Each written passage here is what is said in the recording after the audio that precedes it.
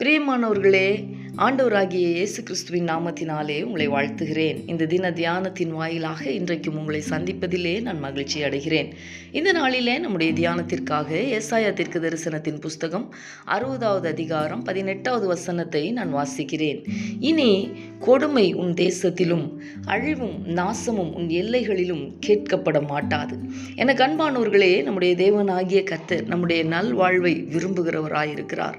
இன்றைக்கும் நாம் ஆராதிக்கிற, நாம் தொழுது கொள்ளுகிற நம்முடைய தேவன் நம் ஒவ்வொருவரையும் பார்த்து, இனி கொடுமை உன் தேசத்திலும் அழிவும் நாசமும் உன் எல்லைகளிலும் கேட்கப்பட மாட்டாது என்று சொல்லுகிறார்.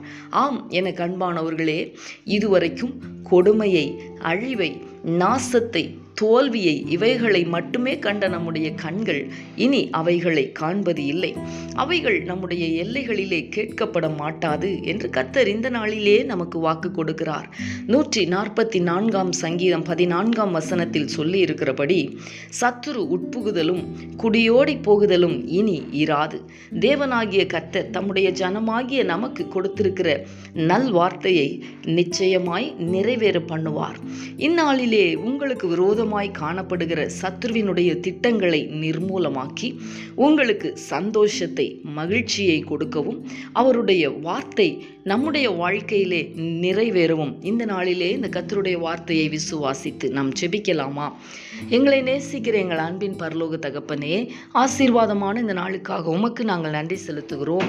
இந்த நாளிலேயும் கொடுமை உன் தேசத்திலும் அழிவும் நாசமும் உன் எல்லைகளிலும் கேட்கப்பட மாட்டாது என்று நீர் சொல்லி இருக்கிற இந்த நல்வார்த்தைக்காய் உமக்கு நாங்கள் நன்றி செலுத்துகிறோம். தகப்பனே, தம்முடைய பிள்ளைகள் எவைகளில் எல்லாம் தொடர்ச்சியாய் தோல்வியை சந்தித்து வருகிறார்களோ, தொடர்ச்சியாய் சத்ருவினுடைய போராட்டங்களினால் சோர்ந்து போய் இருக்கிறார்களோ, இந்த நாளிலே உம்முடைய இந்த வார்த்தை உம்முடைய பிள்ளைகளை உயிர்ப்பிக்க வேண்டுமாய் ஜெபிக்கிறேன்.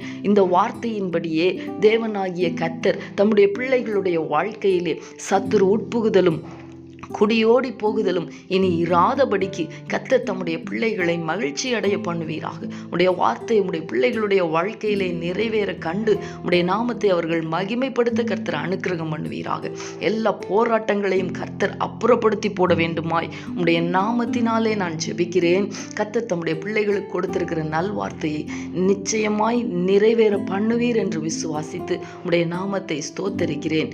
இயேசு கிறிஸ்துவின் நாமத்தில் வேண்டிக் கொள்ளுகிறேன் நல்ல பிதாவே. ஆமேன், ஆமேன்.